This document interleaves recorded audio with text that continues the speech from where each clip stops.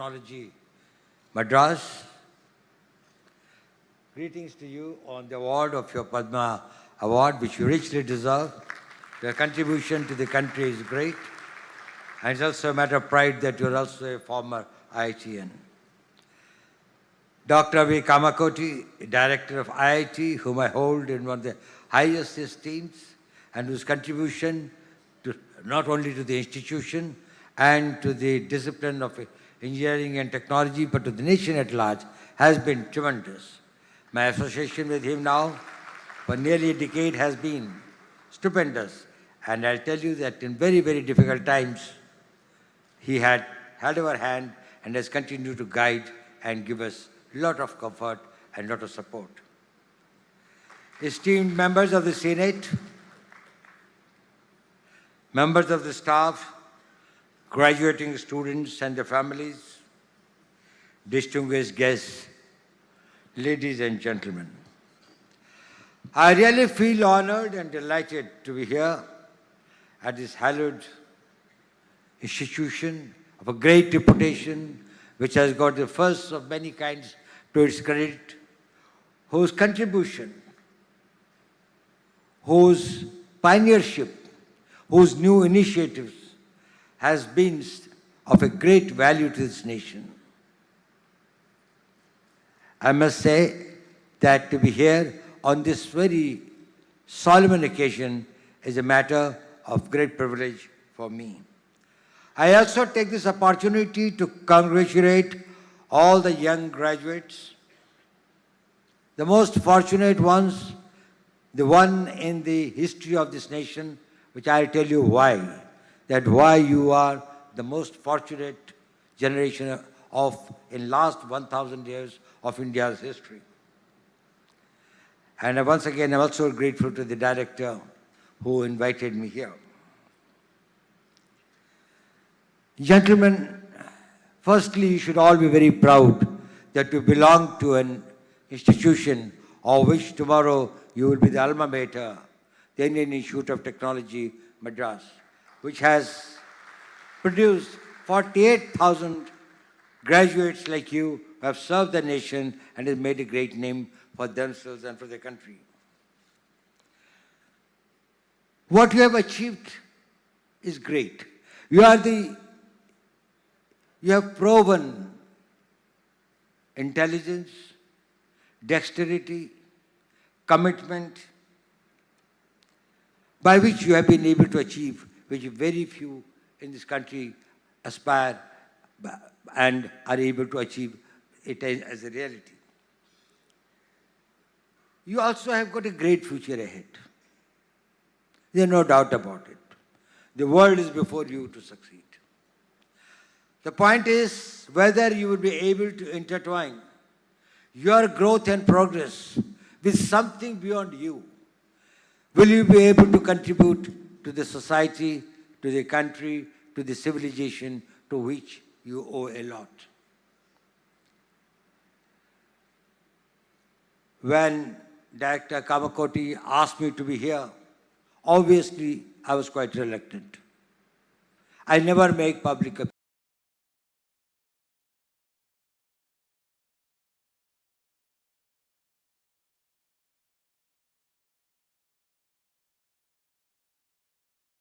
appearances. As Dr. Goenka just told me, first time I'm seeing you anywhere in a public platform in last 7 years. I don't know when was it that it was the last 7 years. But normally, I never go. But firstly, my respect for Professor Kamakoti is one thing. But secondly, I had a very small message to give to you. And I thought that I will take this opportunity to convey a very small message.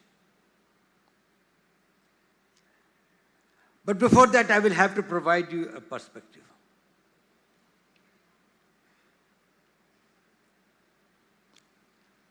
You belong to a country, to a civilization which has been beleaguered, bled, dishonored, this thing for 1,000 years.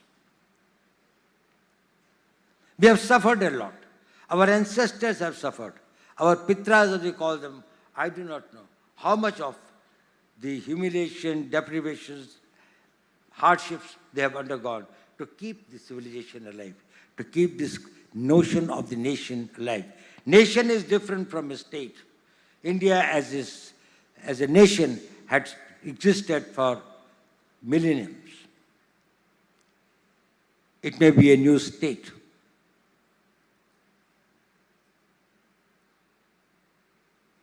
Even when we got independence in 1947, our GDP was barely $20 billion.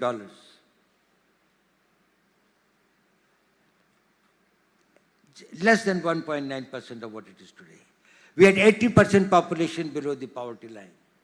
And do you know, just a few years, but 2-3 years before the independence came, we suffered a famine in Bengal.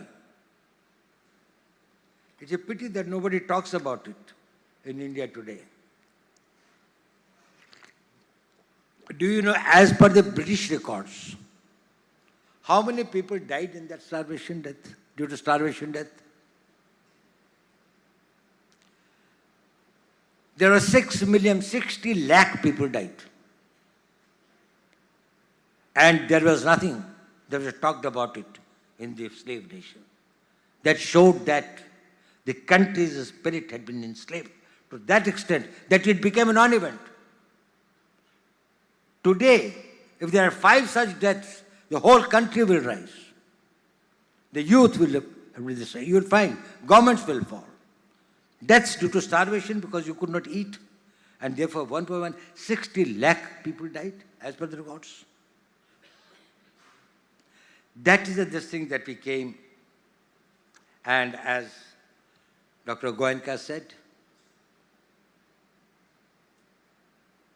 we will be completing 100 years of our independence 22 years from now. You will be at the prime of your careers. You will be in your mid-40s or late 40s. You would have experience. You will have the knowledge.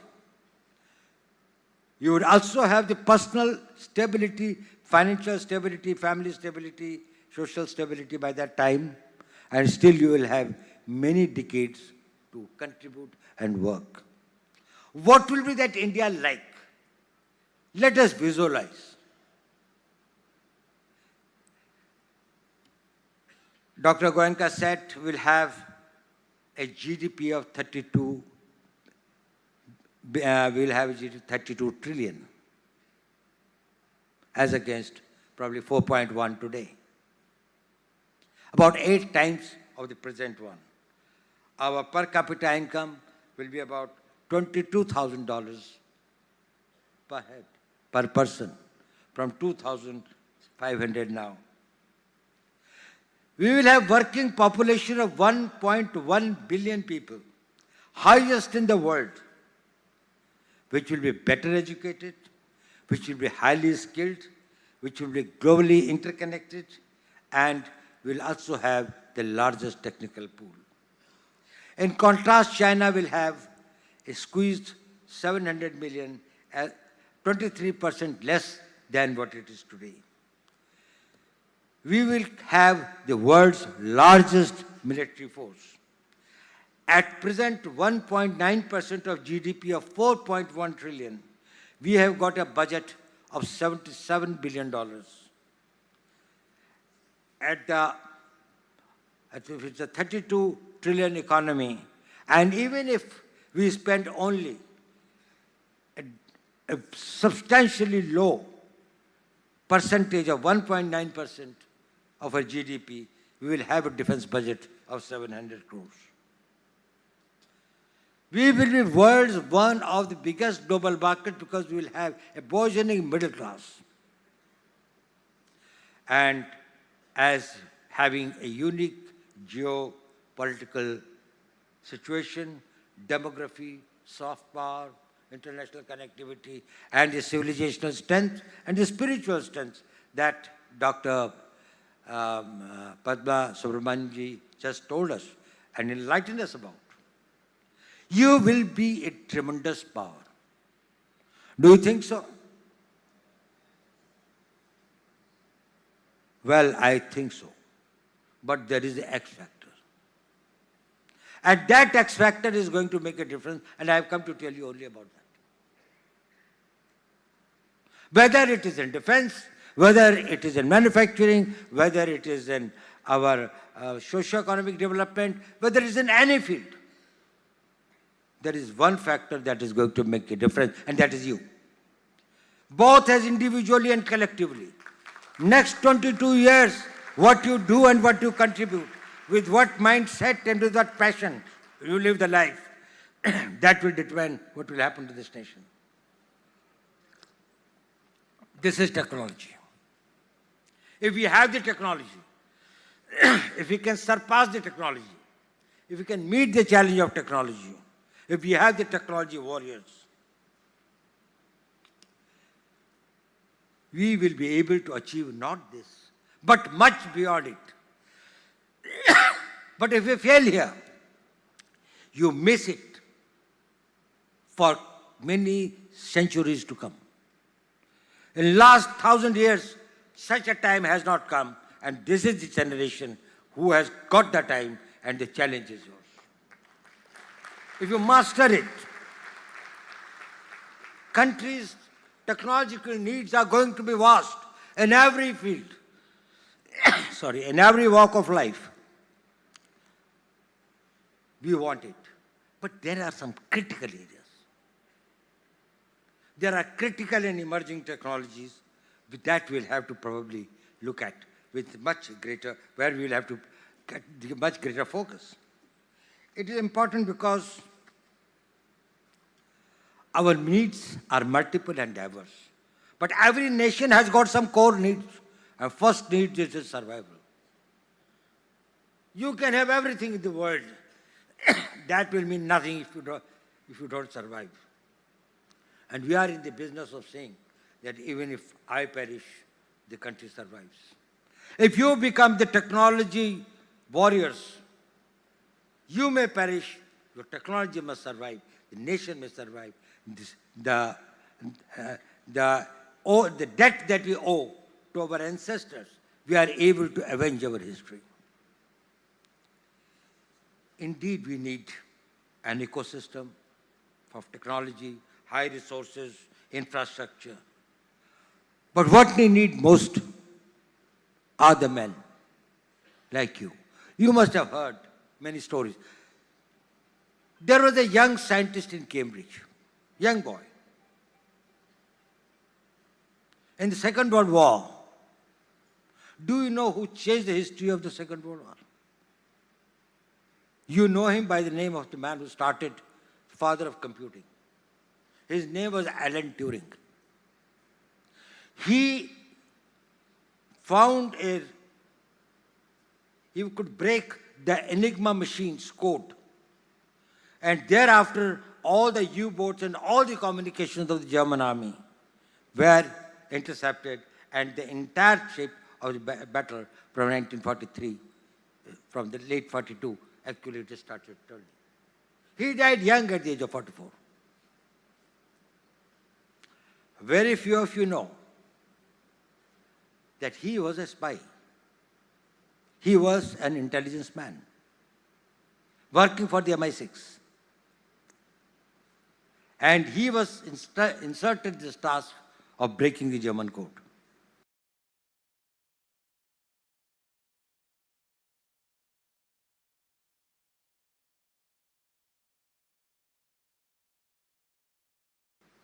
But it requires a person with great protect and take this country ahead.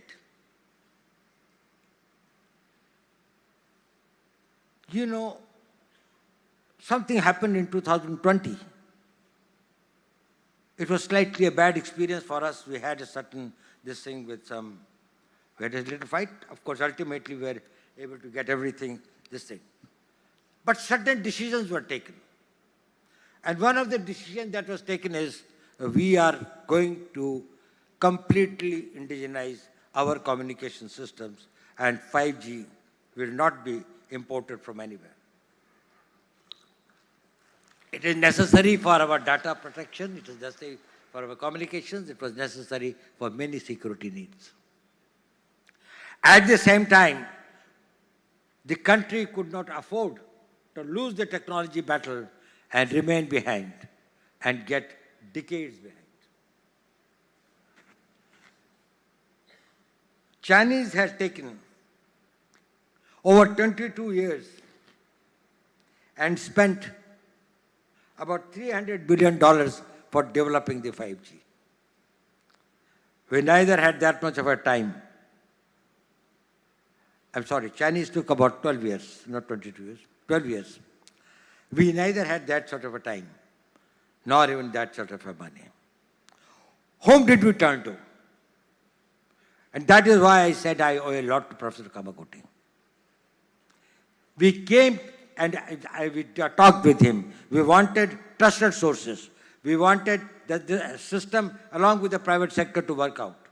And within about 2.5 years, India was totally indigenous. And today's 5G, there's nothing foreign in that. And we owe it to your IIT. We owe it to our private sector. We owe it to others. All contributed a lot. Today, it ensures Professor Kamakoti has put a system in place that even a screw that comes that deals with anything which has got or which leads to the nation's security protection of the data protection or the anything that is, it comes from a trusted source. It's either made in India or it is something which is made by somebody who is very close to India. It comes from a trusted source. That concept was this thing when he said, how do we make our system totally insulated from any enemy influence and others? And we said that we will work for that. It looks small, but it is big. It is something that you have done a lot for doing that. Now, I was talking about that what could be the systems that would be important for us, which will be the game changers. You all know it, but I would like to emphasize it. Artificial intelligence is one of the great game changers.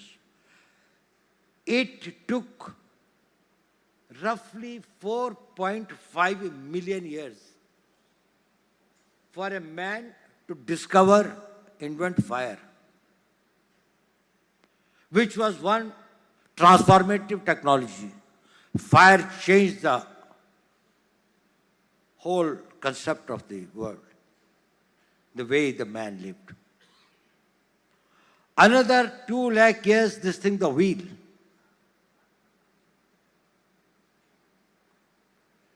And then many such things came which we call as this thing, which take a shorter time, and others, your steam engine, printing press, computers and others.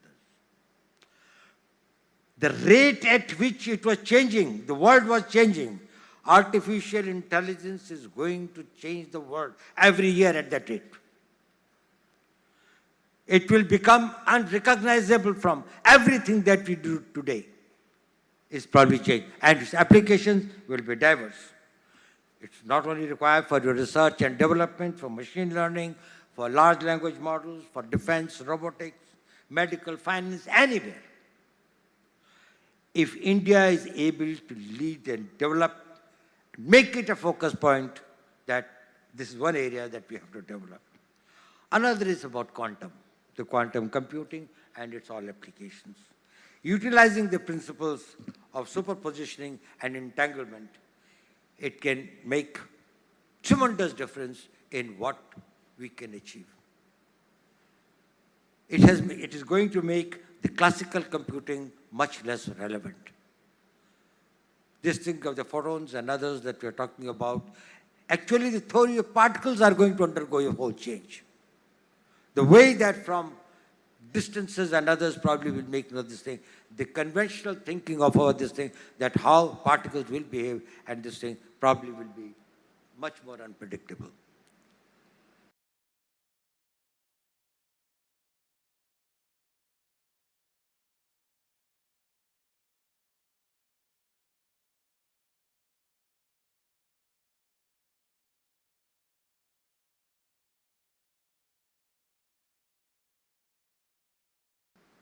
So in the computer discoveries, probably you will find that this whole new world opens.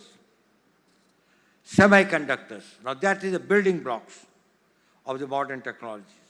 Our chips for our battle tanks, for various types of things, that probably the chips are going to be a great thing. And then the space sciences, and I must compliment here Dr. Goenka, who has contributed tremendously in last 3 years in the new whole district that is opened up for the space sector, for the private sector, and we are doing very well in that. Whether it's in communications, it's in navigations, it's in satellite surveillance, geological mapping,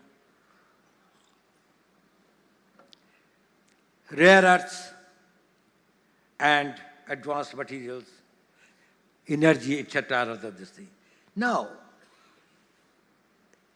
the link of the technology and warfare has been always very, very important.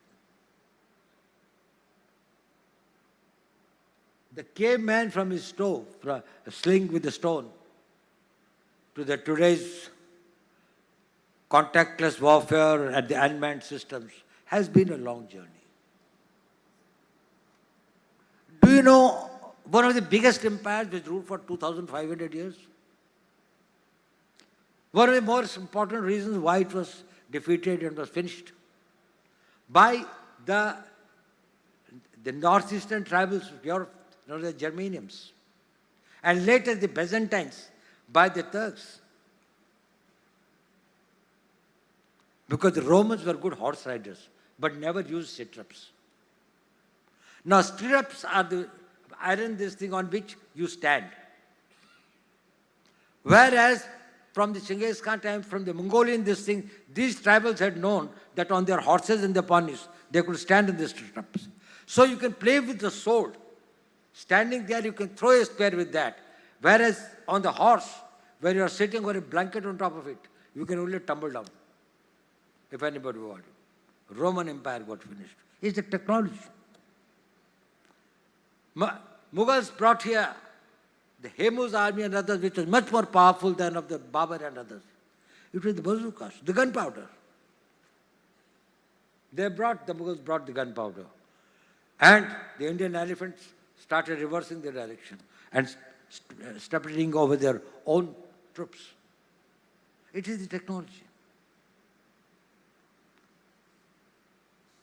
We have to develop our indigenous technology. Mention was made here of Sindoor. We are really proud of it, not for necessarily what people perceive, that how much of an indigenous content was there. We are proud of it, that some of the best systems that worked, whether it was our BrahMos systems, whether it was our integrated air control and command systems, whether it was our radars, whether it was the whole this stuff that was being done at the battlefield surveillance about the position of theirs. We decided to have 9 terrorist targets in the crisscross of Pakistan. It was not only the border area something, which we thought were there this way. We missed none. We hit nowhere else except that. And it is also not that was a very, it was precise to the point where we knew who is where. Entire operation was started at 5 minutes past 1 and was over at 28 minutes past 1. 23 minutes.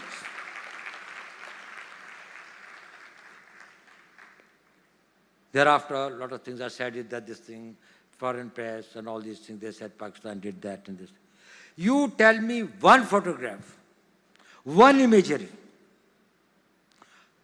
In, these days, these imageries are from the satellites all over the world.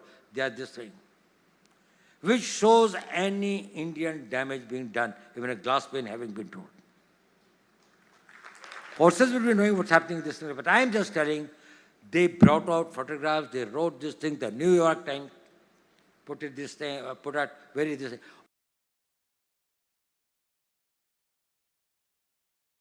Only imagery, they said 13 air bases of now and now, before 10th May and after 10th May. Whether it was in Sargodha or it was in Rahim Yar Khan, or it was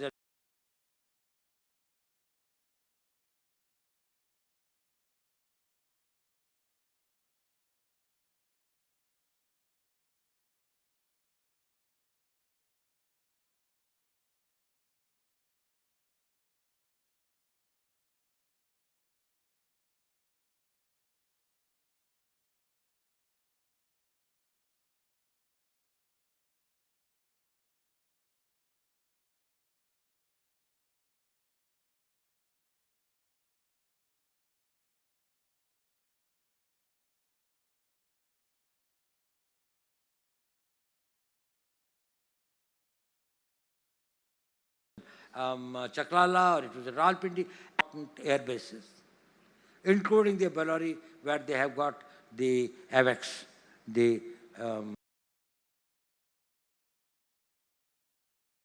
wanting these control systems. Now, I want to send to you, you must meet him.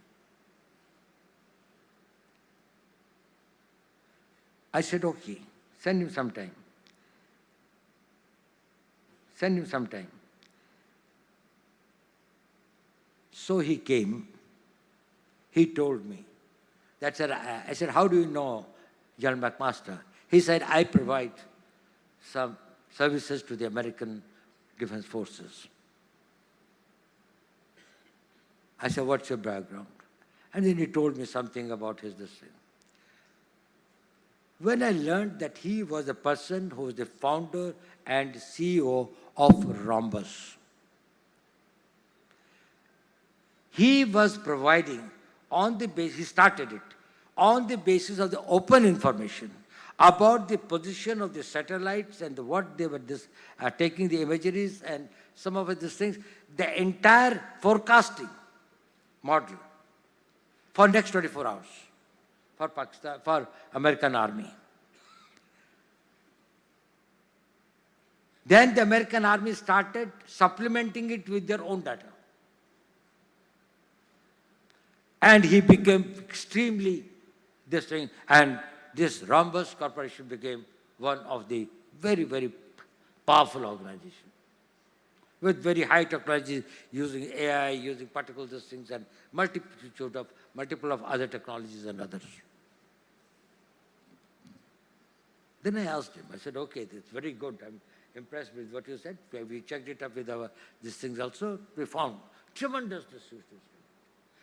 His predictions are 70% right about anything relating to defense and military activities taking place anywhere in the world. He said, sir, I've come to you, I carry a sense of guilt. I said, why? I said, you've done so well in life. He said, sir, I've done so much for the Americans, this thing. I'm an IITian, but I could not do anything for my country. I want to do something for my country. But I said, we have got problems. You have taken American citizenship.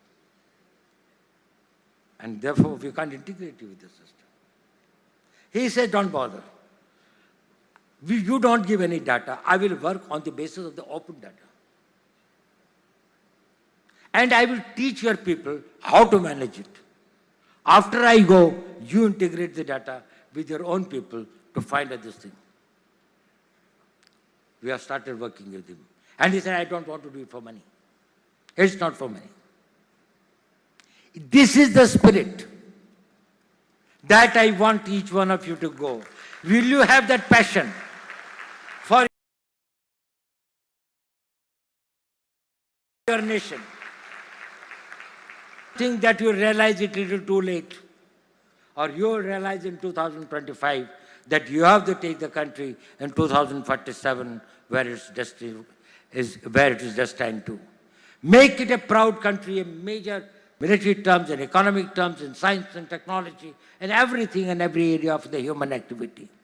If you can manage your time, you can manage your energy, and you can manage your mind and spirit, you can achieve it. And you are not the first. Many more have done it, but only today you have got the opportunity. I did not have the opportunity. I was not an IT engineer. Actually, when I this thing, the IITs were just started coming up. There was hardly this thing. We also did not have that much, and the country did not have that much of a money. Today, the country has money to invest in science and technology. Next year, it will be probably another 1 trillion added to our country's growth. Probably we are succeedingly, we are going to become more this thing. Very few institutions today will say that they have got dearth of resources. Ecosystems is being built up. Infrastructure is being built up. Testing equipment and others will be available. If not, we will do it. Your alumni are a great asset. All over the world they are there, and they have been contributing a lot. I must say that, well, their contribution has been fantastic. But will you be looking at it only as an opportunity? You will make the life comfortable for you. You will be able to go for more of holidays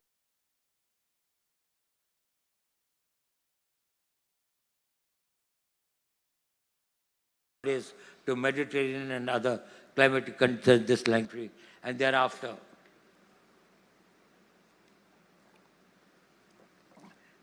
You can call that life successful. I will tell you one small incident before I conclude. During Second World War, in the concentration camps, there were many Jews who were kept there. One of them was a psychiatrist, and very well from Austria, whom Hitler had this thing and others. When he started looking, and then he was shifted, he started feeling the people coming to concentration camps, many of them were perishing, some in 3 months, some in 5 months, some 6 months. But this man, since he was this thing and there are certain things against him, he was kept for a very long time, almost the whole duration of the war, about 4.5 years, about 4 years. And was shifted from one concentration camp to another concentration camp of the Jews and others. He found hundreds of Jews, rather thousands of Jews dying. But even strangely, some survive. And he started taking notes. He said he writes, he wrote a book after coming out. There is an old lady of 74 or 75. She said, I don't know when the war will be over, but I have to go back home. He said, why? They said, they brought me and my son and my daughter-in-law. But my granddaughter, about 4 years is left behind. I have to go back to get her. And groom her, train her, whatever is that, bring her up and all these things. I feel very restless. I want the war to be over. She survived. Then, few years after the war, he met this old woman on the street with a teenager girl. He said, how are you? He said, fine. He said, this is my granddaughter. She found this old lady was now healthier, looking better than others. So he wrote a book, which became one of the bestsellers. And also in psychology, it's one of the game-changing contribution. His name was Viktor Frankl. He said, the name of his book was, well, I think it was, whose life has a meaning, only they survive. You are useless when your life loses its meaning. You may be a billionaire or you may be a pauper, it doesn't matter. As long as there is a meaning, you will survive. You live to achieve something. If you have got nothing to achieve, if you have got nothing to, you can't play this thing after the match is over. If there is no goal post, where is this thing of my skills? You give me a goal post. Even out of death I will come out. Your willpower, your spiritual power takes you out.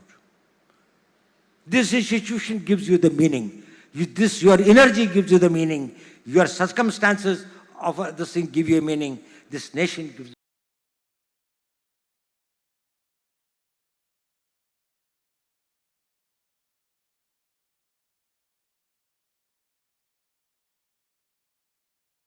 this thing. If you dedicate yourself for next 20, this is the meaning of my life.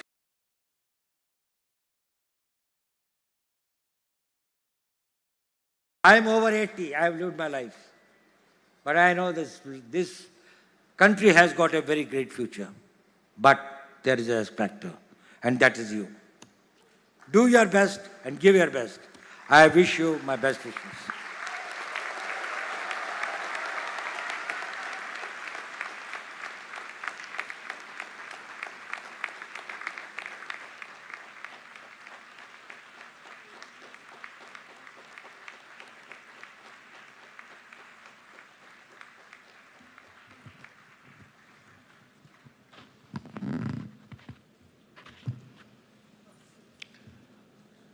Thank you, Sri Doval, for that most immersive and inspiring speech. I think you need to change and make more public appearances because you'll inspire so many people to think differently. Today, I'm sure that many of the young people sitting here have redefined what they will call success. Not to make billions, not to become citizen of some other country, but to become the X factor in Viksit Bharat of 2047. I'm sure all of you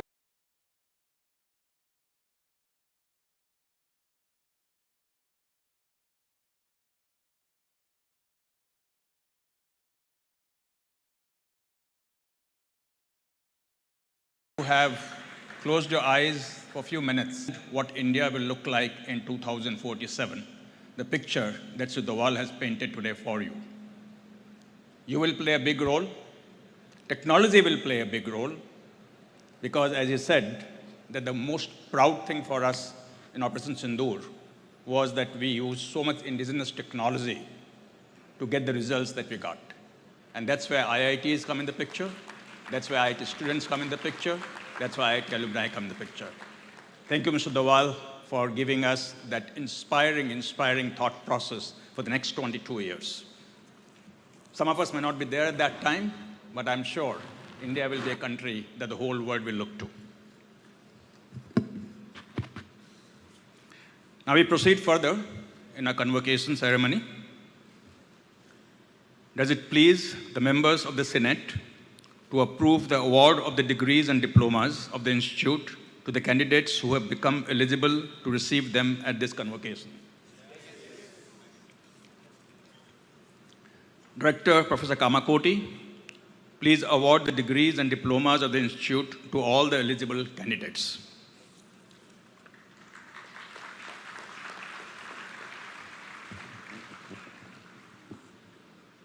Madam Registrar, please propose the number of candidates who have become eligible for the award of the various degrees, diplomas of the Institute at this convocation.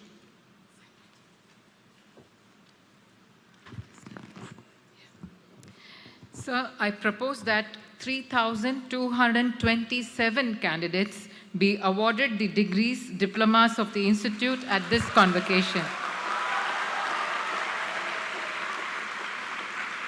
I also propose that 2,419 candidates be awarded the degrees and diploma in person in the departmental degree distribution program in absentia.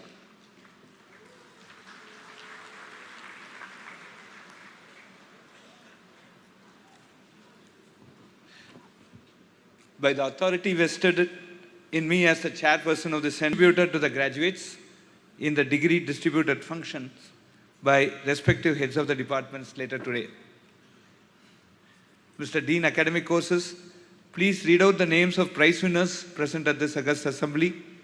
May I request the Honorable Chief Guest to present the prizes to the prize winners. I request the Honorable Guest of Honor and the chairperson to join.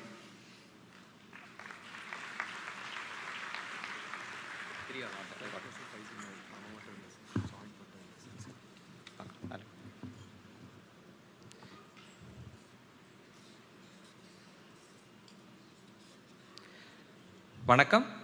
Here are the prize winners for the graduating class of 2025. President of India Prize for the highest CGPA amongst BTech and dual degree programs, and the Bharat Ratna M. Vishveshwaraya Memorial Prize for the highest CGPA in BTech. Both of these prizes go to Anirudh B.S.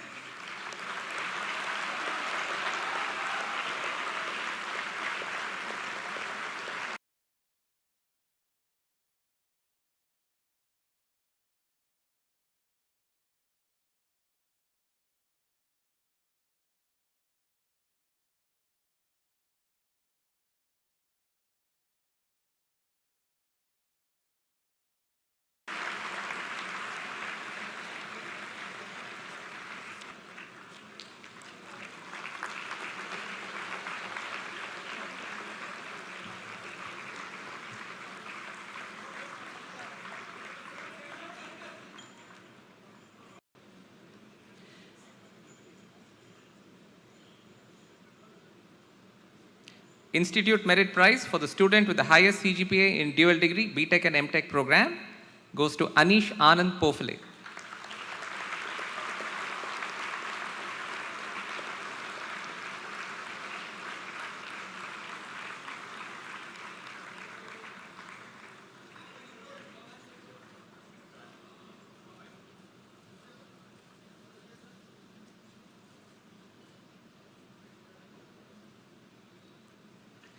Governance Prize for the student with the best overall performance in curricular and co-curricular activities of the dual degree program, Rajagopal Subramaniam C.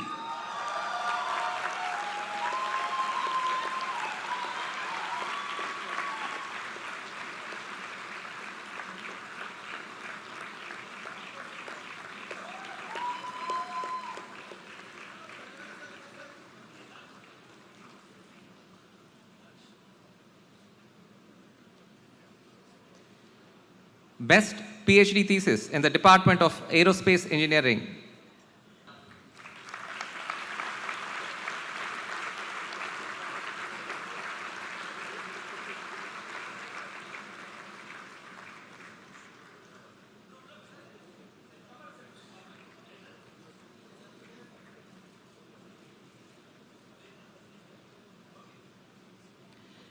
Best PhD thesis in the Department of Applied Mechanics and Biomedical Engineering.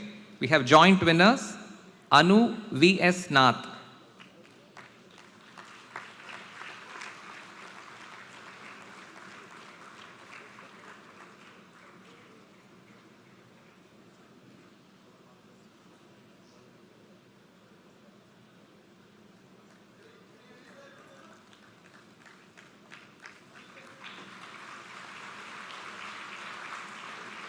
And Samana P.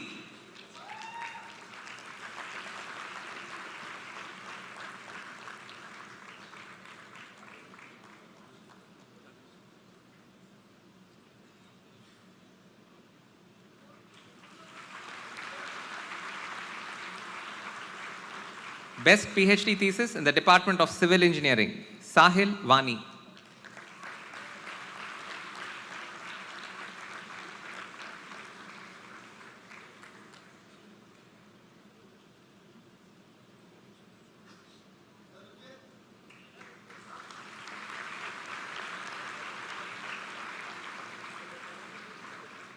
Best PhD thesis in the Department of Chemical Engineering, Baliwada Kusum Kumar.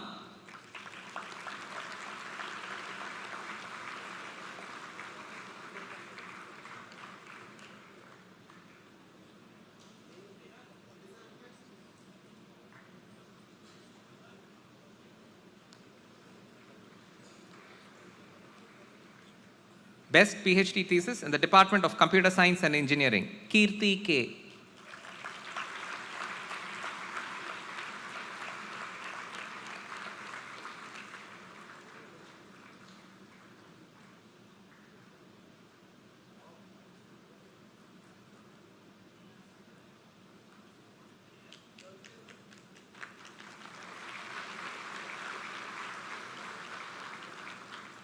Best PhD thesis in the Department of Chemistry, Sachind Prabha P.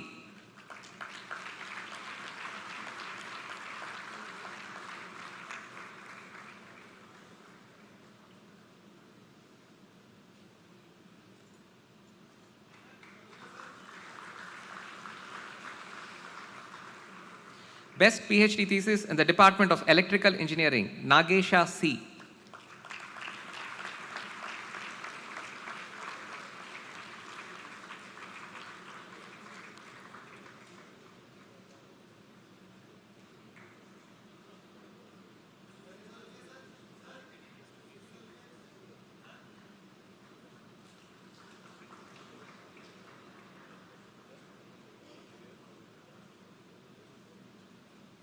Best PhD thesis in the Department of Mathematics, Rabita V.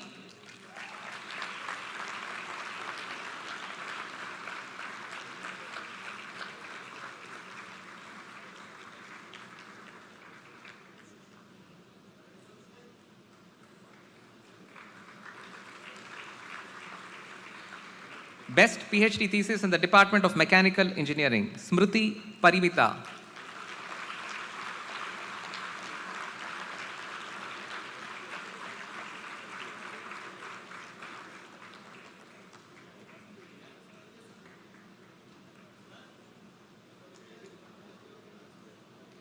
Best PhD thesis in the Department of Metallurgical and Materials Engineering, Swati Suman.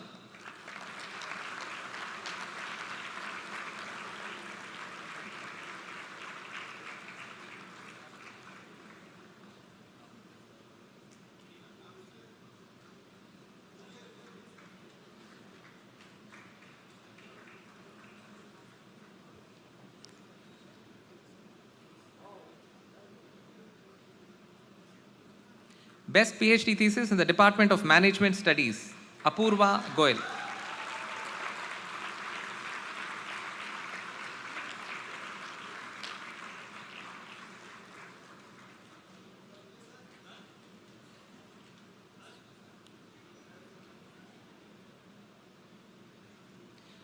Best PhD thesis in the Department of Ocean Engineering, Yedula Hemant Kumar.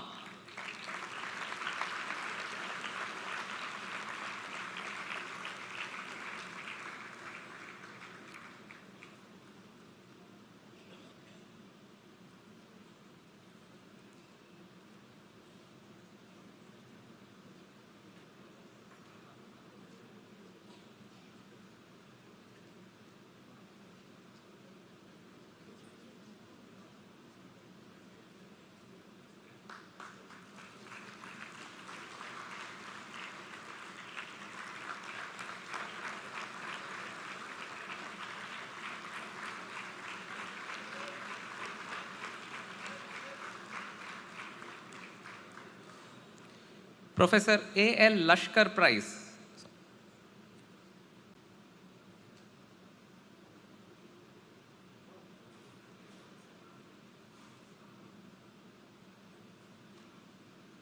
Professor A.L. Lashkar Prize for the scholar with the best PhD thesis in physics, Hari K.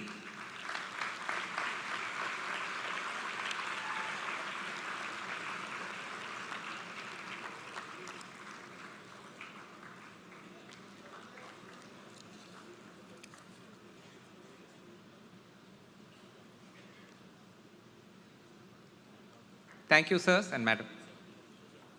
We are also giving the following prizes in absentia. Dr. Shankar Dayal Sharma Prize to Abhinav V. Best PhD thesis in the Department of Biotechnology to Lavanya. Best PhD thesis in the Department of Humanities and Social Sciences to Sanchar Sarkar. And Professor A.L. Lashkar Prize also being shared by Madhura Ghosh Dastidar.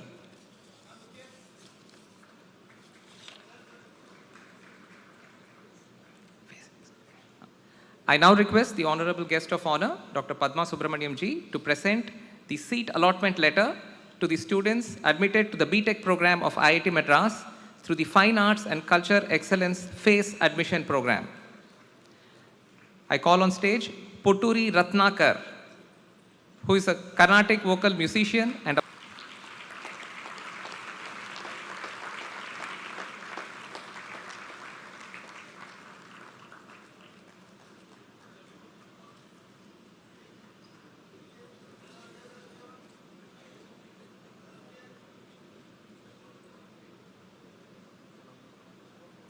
Maitreya Divyan Parekh, who plays the tabla.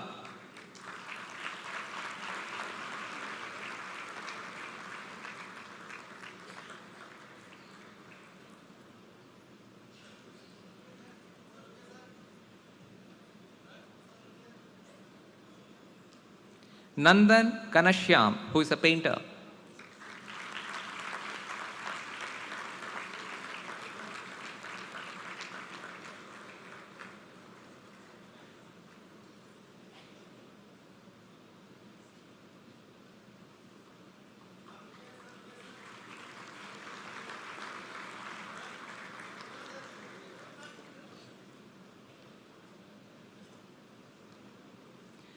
Sarvajit Murali, who is a Carnatic classical violinist.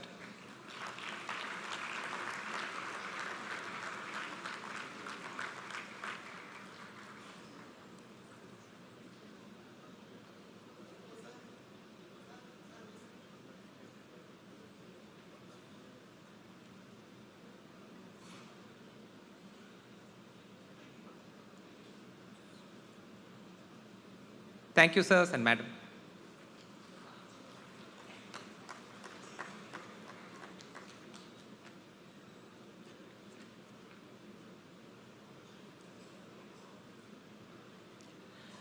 We will now listen to the acceptance speeches of the award winners and one from a special mention PhD graduate.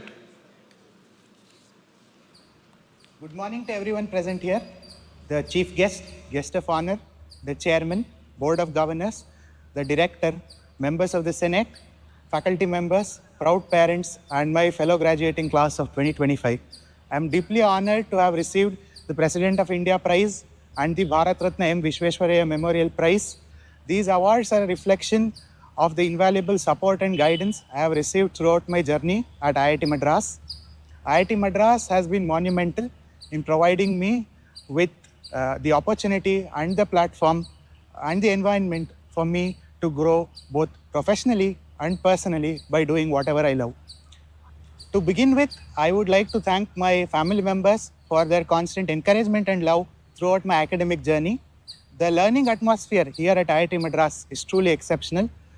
I am sincerely thankful to the professors who have shaped my understanding through their coursework here. I am extremely grateful to Professor Anjan Chakravarti, Professor Shankaran Anirudhan, Professor Abhishek Chatterjee, and Professor David Koil Pillai for mentoring me and guiding me throughout my research endeavors here.